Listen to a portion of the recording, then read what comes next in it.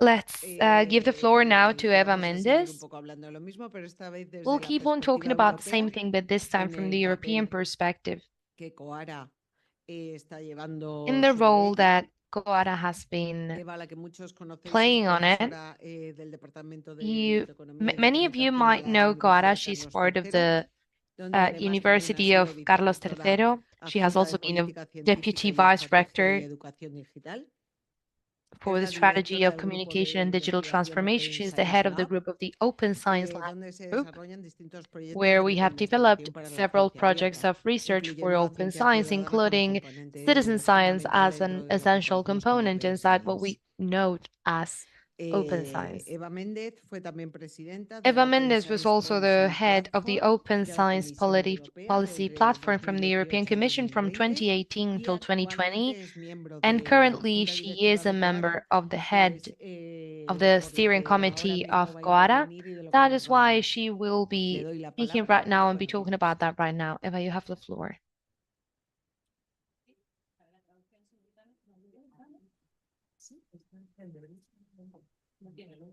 Ahora sí.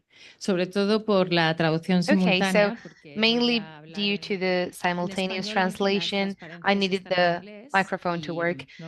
I'll be speaking in Spanish, but the slides are in English. I usually talk about this in English, but I think most of the people here today, even though we're not in the European Parliament, the audience has the right to be talked in their own language if possible. So first of all, I'd like to congratulate the UNED because of that consortium of universities that they have created. They have done the Open EU, and they have the privilege of having that in their name. They have it as a flagship. Almost all universities belong to some kind of group, and we're trying to create an inter-alliance group to work with open science. But since you have the open in the title, I'll leave that there, but I wanted to congratulate you. I'll handle this, or is anyone handling this? Okay, great. Well, this was the title of my speech, and I bought to it. I usually get a title, and I usually try to make it work for myself, but I think CoARA is not going to change the way we are going to fund research. The way we fund research is going to be changed by AI, just like the way that science is communicated will change. Even if we don't want to mention it, we don't want to think about it, but we know that it's going to change our lives so much, just like the websites did, but instead of in 30 years, in 3 years. So I'd like to talk about some matters with the funders that are here in CoARA, those that have joined this group, and even though I have not updated the slides, I have the data from this morning because we have the foundation UCIC ISA, and we're going to be talking about the role of the funders in what we call CoARA's coalition, let's say. But the content of the presentation will start with, let's say, where we started. We all know about that, but we have to take into account that we have a public here, we have an audience that have a great background on the field of open science. All my colleagues from Madroño that are here with me know that, but it's important to reflect on where we're started. And I like to call this the metaphor of the naked emperor, and I think the translation of this in the Spanish language is like the invisible tunic of the emperor, something like that. But I'd like to start with where we started, how we have developed our path, and that's from open science to CoARA, and to talk about why CoARA is what it is today, what are the problems that I am finding from the steering board that I detect and that we all detect. And it is important to keep on working on them, and what's the role of funders and what countries have more funders that are linked to the coalition. And after that, I'd like to create a very interesting reflection on what open science is in the evaluation of research and what's the evaluation of open science like. Sometimes they're included in the same bag, but for example, what Susana was talking about, about Aneka, what we've done in the working group, and what we have done with the wonderful steering committee that Aneka has right now. Without them, we wouldn't have done so many steps. Practically, that's an evaluation element in itself, something that's fascinating for me because I fought for it a lot. And in 2011, we already asked for that. And something that I do not want to debate about is open science versus the quality of science. They don't have anything to do with each other, but for me, open science is a manifest invitation towards quality, full stop. But in order to start talking, we need to talk about that. And what Aneka has done is exactly that, is to talk about it from the beginning and say, hey, if you're so good at it, let's get it open. Let's get it open access. I don't care if it's good or bad, but it has to be open. And I think that's one of the best moves we've done and one of the best options we have in order to try to understand the new evaluation system. It's not that the open science is a new milestone for quality. It has to be the essential foundation for any public institution or any organization that's linked to this. In the end, I'd like to end with some final thoughts or reflections in this very long way that we have already talked about in previous talks. We have a long way ahead of us, and there's many interesting things to discuss. In this first section that I'll be reflecting on, I'll talk about how we got from open science to CoARA and how we got from CoARA to open science again. I like to start with this tale, as I said. I'm sure you know about it, and it's also very well known in the field of research in order to refer to those things. And there was a time when the king, the emperor, in his willingness of having a new suit, he hired some new tailors and said, hey, we're gonna create a great tunic. And the curious thing about it is that dumb people will not be able to see the fabric. And because of their ego, no one wanted to recognize, no one wanted to acknowledge that they could not see the fabric until a child gets there. I usually get this child with a t-shirt that says early career researcher, and that child says, hey, but the emperor is naked. And that's what happens in reality. When I teach courses to early career researchers, they need to make an open contribution of what open science is for them and what they've learned. And one of the definitions that I've been most impacted by, besides my own definitions, just like an aptitude, manifest invitation to quality, etc. The best definition that I've had is what a PhD student said, and it's open science is what I thought what science was when I started my thesis. And that's reality.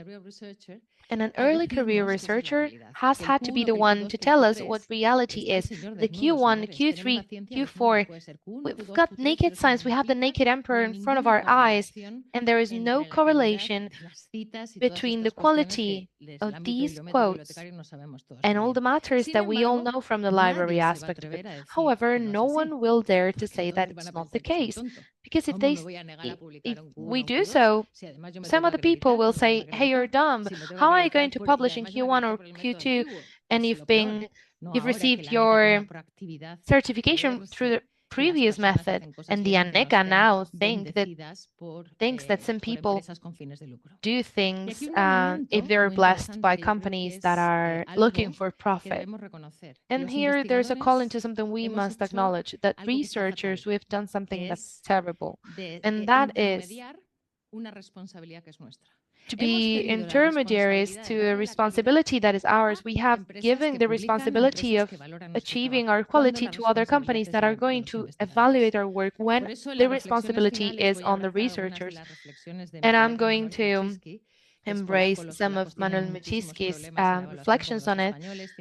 He's Polish, and Polish researchers also have intermediary agents, and they don't really like the system either. They don't have as much independence as maybe universities in Norway, and there needs to be an evaluation of science. This is all the context in which we're placed at.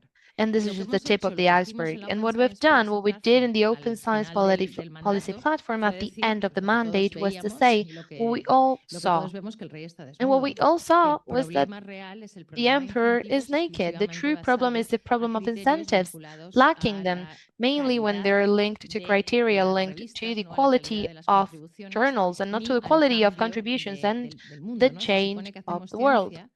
We're supposed to make science to change the world, but also, unfortunately, we're not researchers from the 19th century with just a lens looking for butterflies. This is a human career, and it makes sense that early career researchers want to have a good position.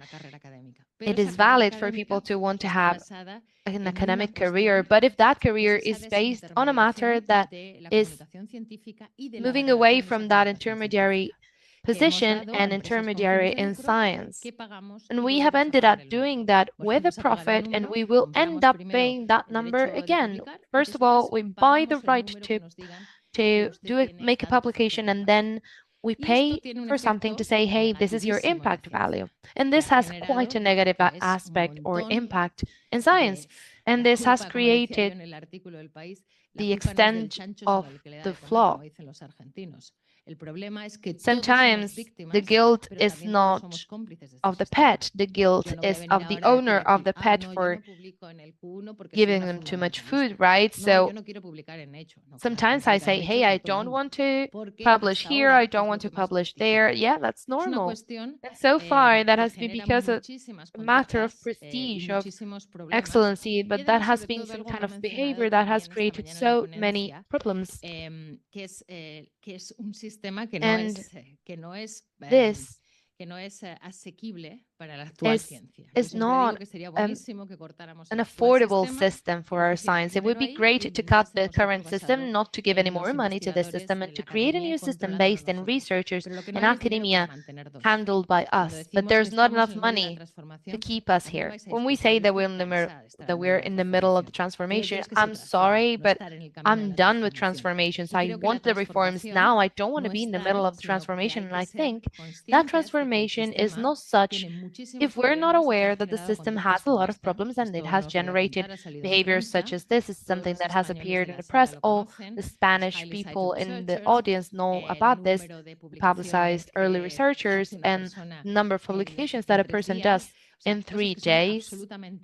This is absurd from the point of view of rationality of how science should be developed. And something else that was also fascinating for me was the fact that parents name scientific articles of their child since they were 5 years old so that they had merits. That's great. I have a 10-year-old boy. I'll start naming my publications in his name, and when he's 25, he'll have so many. This is so absurd, and I'm sorry to be so sarcastic about this, but we have created this monster, and this has to do with the fact that science is rotting on us in a system in which we must fight because we're living off of it. And very often we make it legitimate for people to say to an intern to say, hey, just write my name on it.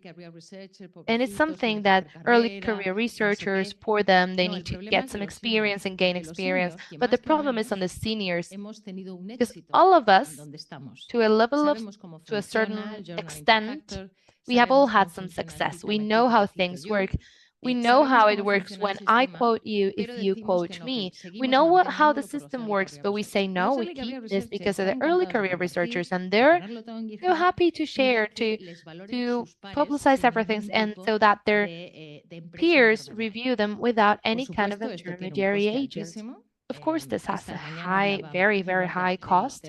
This morning we were talking about the cost of the transformational agreement that they have created with Elsevier, 14 million euros. And let me tell you about the numbers in Spain, 170 million that we use to pay for scientific publishers. This is known by everyone. And of course, what we spend in paying APCs besides the transformation agreements that for me are scams. It's a kind of scam that happens in this business model. So besides this kind of agreements, we also pay in this study made by Stephen Hudson 1 billion euros just to publish. Besides everything that we have paid before, this is unsustainable, and it's something that can't be sustained by researchers. We're in this position of the evolution of science. Why does CoARA start? It started from a need. This morning, when the Swedish presidency had the presidency in the 2023, and Spain also shared that presidency for that same year, we share the presidency of the council, and every time that there is one, we love to make videos and statements and everything, and I really like the one in 2016. 8 years ago, that's been enough time. And yeah, now it's the call for action. Then we had the presidency, European presidency for the council. We made a video, etc. And in the end, we ended up saying, and you, what are you going to do? What they said in that video is that we all agree that we need to change the way that we have an evaluation of science. If we are all seeing the naked emperor, why don't we say it? So what is CoARA then? CoARA is just the impact of the frustration.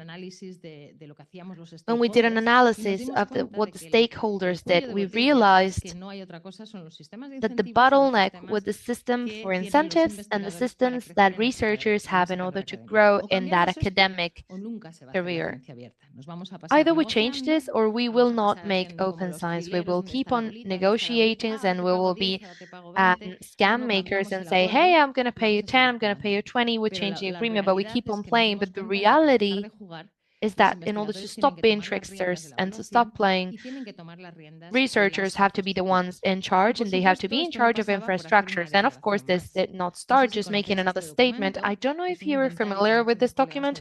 It's an inventory made by some Dutch colleagues, and there's more than 140 statements. In fact, the Barcelona statement on the metadata and infrastructures of data, that's from Open Science. These are statements, and statements are just, let's say, a toast to the sun. We all agree in saying that we need to have an open science for society that is paying for this, etc. But these all are statements that, in the end, we could sign, but nothing happened. But we realized that what we actually had to do was to create at least a system to share experiences. This that never actually got done was the first idea that started before CoARA, and this was the RAR, the Research Assessment Resource or Registry, which would be now the action plan database. Tell me what you're doing right in order to do it better, and I'll copy you, or let's share experiences, let's do something together. And in that effort, we realized that principles are quite clear. We have the DORA statement, we have the manifestos, we have the comprehensibles that include other researchers, etc. But what we actually needed was to create a coalition, a group in which we could start this so that no one would be ashamed to join. For that, in April this year, we have gone one step further, which has been the Barcelona Declaration that only extends the 10th principle of CoARA, which is let's use open sources and let's control the sources that we are using. But CoARA is just, on the one hand, an agreement, the ARRA, the toast to the sun, just principles. We all agree on this. Let's use this, let's use that. These are going to be the qualitative indicators, blah, blah, blah. We're going to use all kinds of contributions, not only publications in X journals, and let's look for a reasonable way to use indicators, not as an absolute proxy for quality, because it's not like that. Nothing is absolute. And beyond that agreement in which we all agree, we also have a community. CoARA has the agreement, which is called ARRA, but CoARA is the coalition of all the people who together want to at least move the system to evaluate science so that it can improve on a world level. And right now, what CoARA has is 863 member organizations. We are members on an institutional level. As a member I'm a member of CoARA, but not as Eva Méndez. I'm a member of CoARA because my institution once adhered to this coalition to say, hey, what do we do together? ANECA also joined this, and other different actors have joined. Specifically, which was the focus of this presentation, out of the funders, there's a 7% of CoARA members that are funders. I always say that funders have a lot of power in the change of systems of research, in the change of incentives system, because they can apply the golden rule, which is that the one that has the goal, that's the rule. And since they are the ones with the money, they say, hey, I want this money from Europe Horizon, so you have to publish open access. Oh, but we're not going to access to hybrid publications. Okay, you don't have the fair rules. Okay, then we're not going to fund this. There's many rules that appear in this context, but this is not absolute because the evaluation does not go only through funding. And there's different disciplines that don't really want to use European money. If we look at a framework in any university or public institution for research, how many researchers are accessing European money? That's a high amount, but not all researchers are in the way to receive money.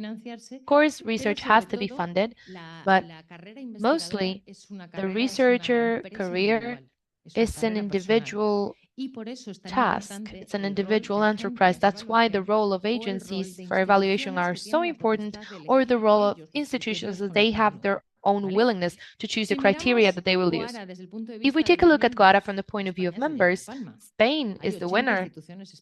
We have 80 Spanish institutions. I get jokes in the steering boards, and it's because you're doing championing. No, I'm not doing any championing. The moment ANECA signed for it, everyone joined. And what's the significance of this? Haven't you realized the 4 countries that have the most members? It's Spain, Italy, Portugal, and France. And precisely, it's the countries on the European level that have an agency, that have intermediaries. Isn't that significant? It's an indicator of the frustration of not having a possibility of doing a scientific evaluation tailor-made for institutions, and to have a national organization that does the evaluation. That's why it's so important that that national organization that creates that, the ANECA, is on the side of the change. If we didn't have that, it would not be possible. And if we take a look at a country level, we have now members in all continents. But one of the main problems that we see when it comes to CoARA's context is that it's still a very European initiative. Everyone thinks, and when we invited NASA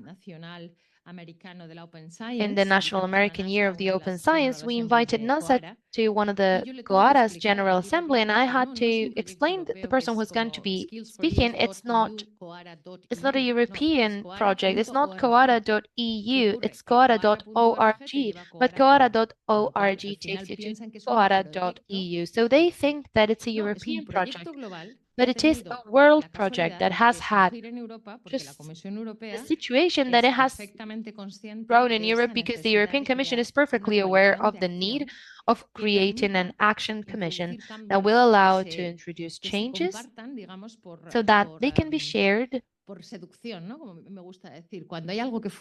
after some luring, because when there's something that works, that gets implemented. And if that is not being shared, that will not be done.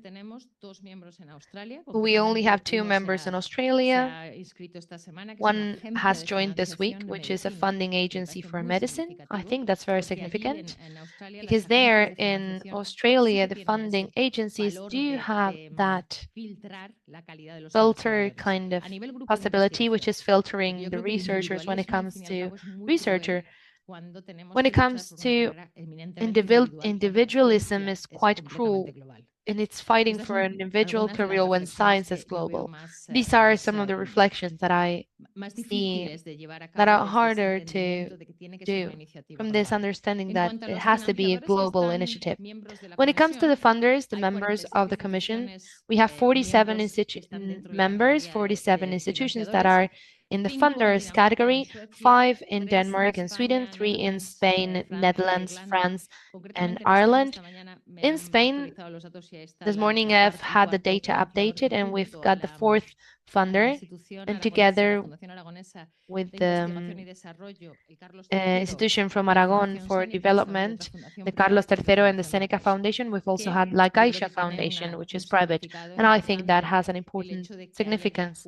That fact that we have 4 funding agents, for me and for Susana and for everyone who's in the, let's say, context of scientific evaluation, it would be much easier if the Spanish Agency for Research was joining, and we would all be in the same path. I don't understand because they have signed DORA, and the DORA principles are the same thing. The only difference that we have is that is precisely that practical intention of creating an action plan and a series of initiatives that can be implemented. In DORA, you're not obliged, let's say, to do something, but it does not force you to have an action plan, and CoARA does force you to have an action plan. So I would say that it would be more important if we had all the funding agencies on our side that would contribute in some fields where they are going to evaluate people. I'm thinking about Ramón y Cajal and other institutions that might be important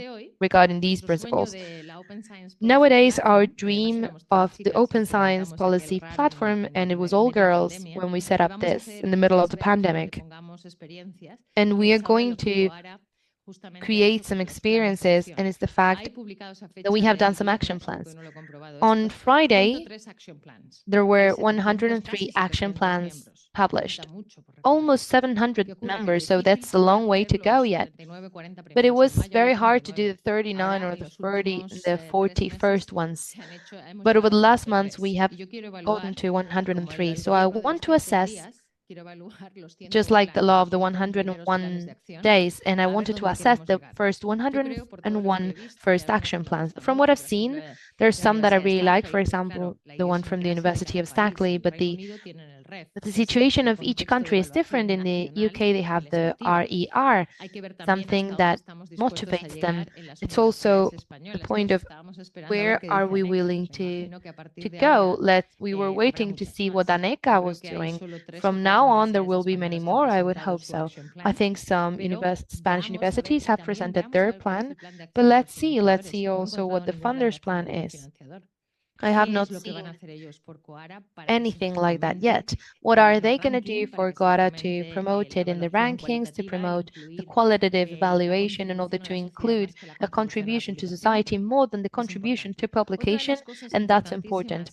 Something else that's really important that I want you to take into account, because I think almost all institutions that are represented here are members of CoARA. Who's not a member of CoARA here? Institutionally. Okay, so some of you who still are not members, take into account that the moment in which your institution becomes a member, it is important that you start working groups. Why are working groups so important? Because it's the way to create action groups and different motivators for our own behaviors. For me, the working group for multilingualism is essential. So with regards to what we heard this morning is important, because if you are studying a philology or studies from the Finnish language, why should you publish in English? Just because there's no Finnish journal in that classification system. And for me, it's also crucial to have the working group for the responsible metrics and indicators. Why? Because if we don't create alternative indicators, what do you think the investigators are going to write in their CV?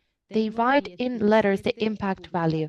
For example, I have 17 publications in this, but if we don't give them alternatives, and if there are possible indicators, we can create that with open science. Also, the early career researchers had a great proposal. They are the young researchers, where we have the Eurodoc, the Global Young Academy. It's the people who actually want to change the system because they want to change their world, the world of their own investigations. And the group of open infrastructures group. where we have different projects. We have Penalex, we have Poking in Australia, we have US, we have an internationalization there, and precisely last week they met in the Sorbonne in order to analyze the capacity that open infrastructures have in order to create measurement mechanisms for the open science. National mechanisms are important and they're essential. At first, there was a debate on whether this was a global initiative. Should it be global? Can't we just do it nationally?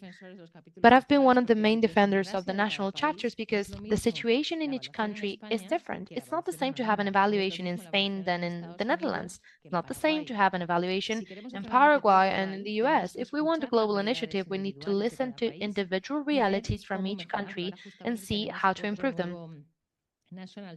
Now we have a new national chapter, which is Andorra, and I feel quite emotional about them because for a smaller country, it's much easier. It's much easier to create an evaluation policy in Andorra or Uruguay, who have 3 million inhabitants, than in China or the US. These kind of things are essential, and I think we need to learn about it. In reflection of what open science is in CoARA and in the ARRA,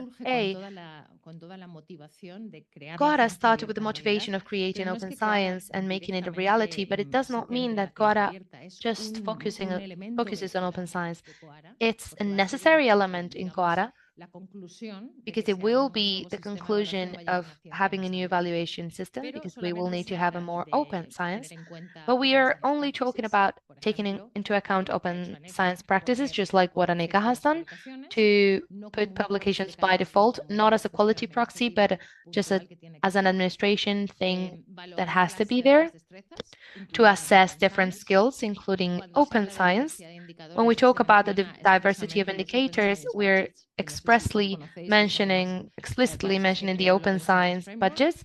It's something that was created by the open science framework in order to create alternatives or to consider open science the UNESCO recommendation of the fundamental regulation of all this context.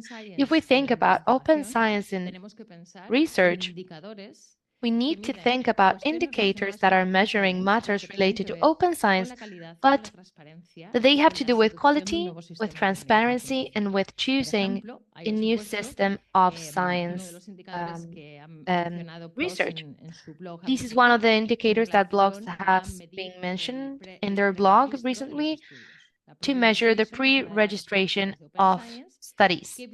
It's one of the practices in open science, and that links the willingness of keeping transparency of a study so that the study does not change their hypothesis because the results changed. Because this, unfortunately, because the end justifies the means, if the end is publishing, that sometimes happens. Sometimes happens. That's when we have a lack of possibility to reproduce science, making up data, and pre-registry is a manifest indication of that transparency. And if we talk about measuring open science, not so that open science is measurable in a CV, we need to do what it's called the monitoring of open science. And I always like to quote when we talk about the practices of open science in research. Susanna was talking about this document, The Room for Everyone's Talent, that was done in the context of rectors in the Netherlands. She's still the rector of Maastricht, but she's the president of CoARA. She said that we had to assess open science as an evaluation criteria, as an aptitude, as a skill. If everything is open, that implies that you are giving value to the openness of quality. And mostly something that I love, it's moving from work pressure to work pleasure. Because right now, researchers, mainly PhD students, are quite pressed by the system. They're very pressed on when to publish, how to publish, and what time, because if they don't do that, they're left outside of the system. And science should be a system of pleasure, of knowledge, and to change the world. And this is the idea of room for everyone's talent, because not everyone has to have 18 Q1s. Maybe you're great at doing citizen science. Maybe you're very good in Finnish studies and you don't have any Q1, but that does not mean that we only should have room for those that publish.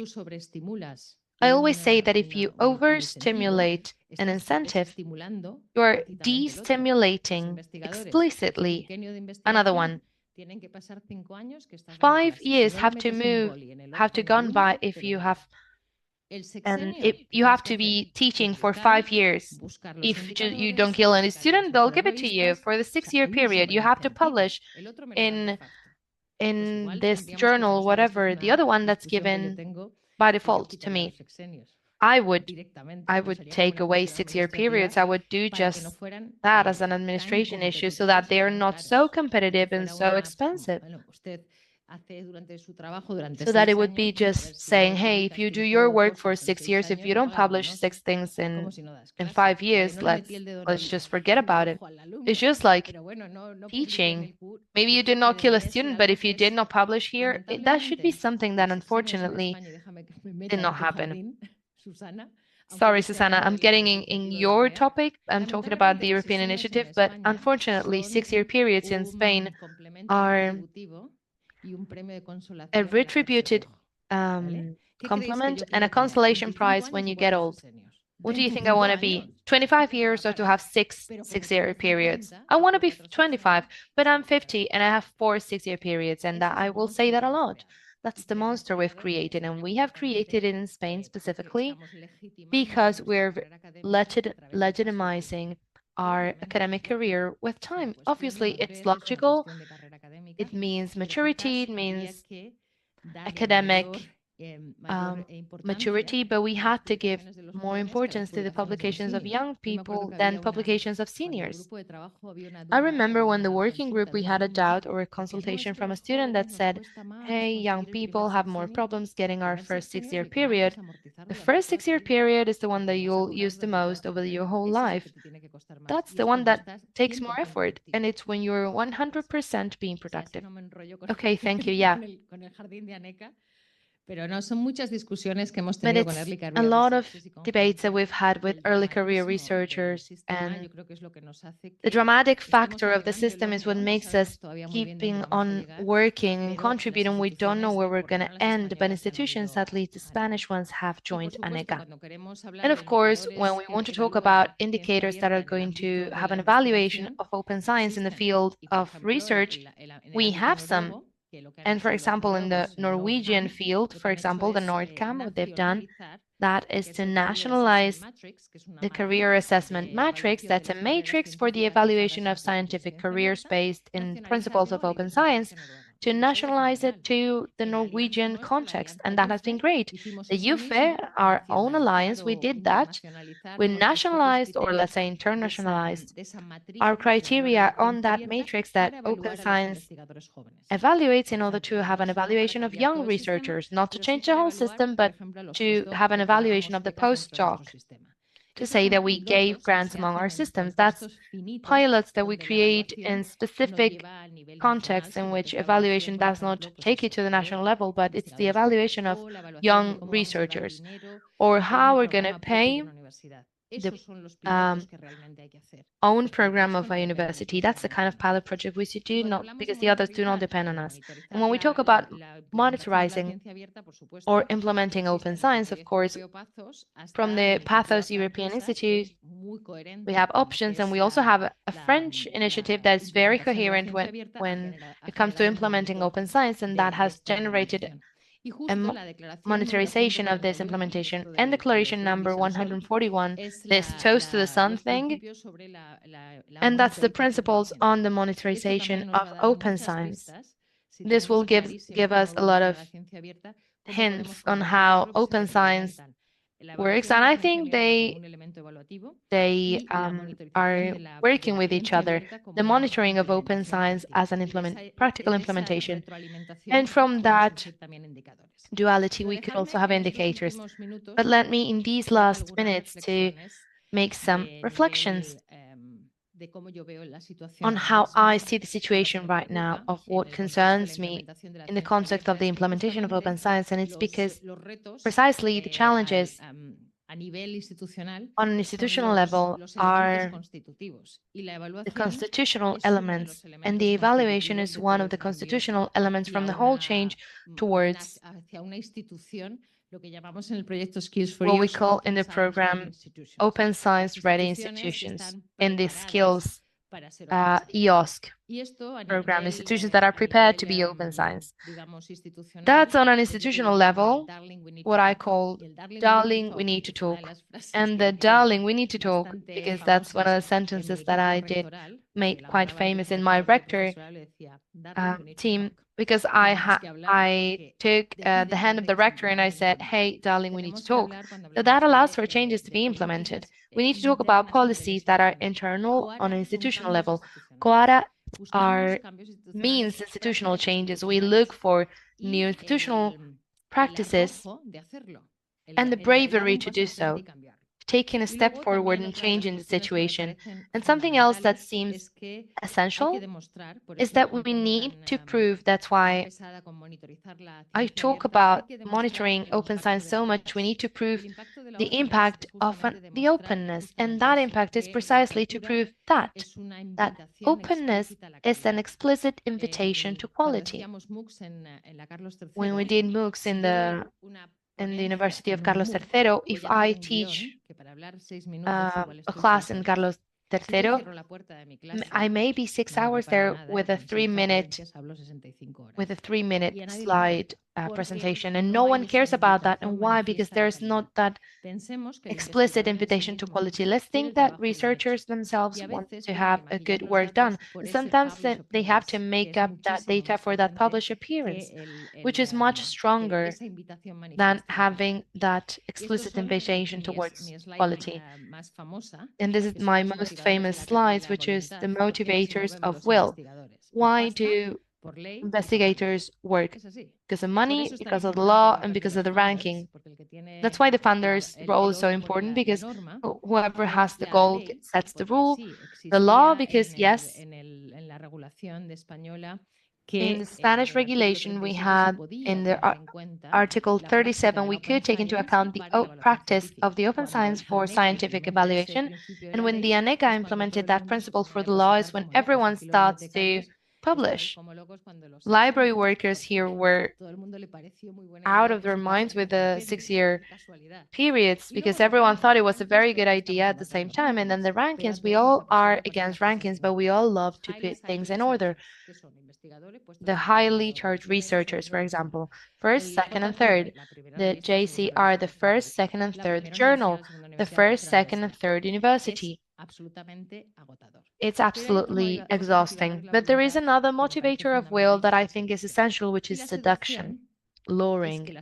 And that is that when things work, they get implemented without anyone needing to impose that, not the law, not the funder, not the ranking. When something is important, it gets implemented because of seduction. And I, for example, think that at some point, in the same way that we now say, hey, do you remember when we used to search in Alta Vista in the internet? You're old enough to remember this. I tell this to my PhD students, and they don't really know if there was anything before Google. I used to search online, I used to search in Alta Vista. Some people might laugh about Alta Vista now, and maybe in a moment, some people will laugh about, hey, do you remember when we evaluated science with the impact factor? Because we will have something better. That will be seduction. And that seduction starts with a collective work of the CoARA collection, because of technology, because of AI, because of sharing data, because of creating open infrastructure. And we're working towards that seduction, but we need a new system. It's not only saying, hey, we're not going to evaluate with the impact factor, but give me something else. How are we going to make an evaluation? We need to have new seducing factors. And let me share this proposal because it's from my colleague, Emanuel Kulczycki, which is it's to tattoo the whole book in your body, and because he creates such a good quality reflection in the last pages. It's whether we improve the metrics and how they're used, or we stop using metrics. These are the two only logical answers. But he also talks about an intermediate answer, which is what CoARA creates. And that is using the metrics in, let's say, reasonable way whenever they might be useful, and to stop using metrics in such an obsessive way and predominant way. And in these principles, towards that third intermediate answer, not white and not black, but a shade of gray, and it's that the academic career needs to attract the best. The system for merit is not just the one who gets to these publications, those who count the dots and get there, but a system that motivates the best. Of course, talking about funders, we need to increase funding that is being done for research. We are giving peanuts. Why is the funders' role so important, and why do we have so many evaluation systems? We evaluate again, they evaluate the PI, they evaluate the project, because there's not enough money for everyone. If we had enough money for everyone, if Spain had only through the passing of time we give the we give them the chair and we give them 50 million euros so that you can research. If we had enough money, the evaluation systems would not be so restrictive. We are generating systems for competitivity that don't always lead to being competent. And of course, ensuring a stable academic career for young researchers, because if we don't have that, we can't have a critical mass of people who believe in the system. We have to de-individualize the assessment, something that for me is essential. I think it's a lot more important to legitimize the role of the research group than measuring the individuality of the researcher. And also, the two main important points is to give back to the academy the control of the quality of what they do. Think that when I talk to professionals and senior researchers, that there's always some senior that says, "Hey, Eva, but good journals are good journals." And to whom? For the publisher.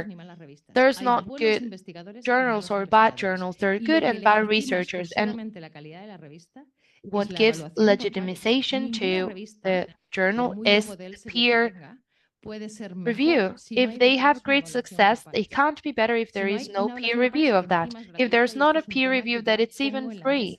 And that's something that I wanted to talk about and we'll be talking about. And of course, the fact that if metrics are part of the research, the data needs to be open.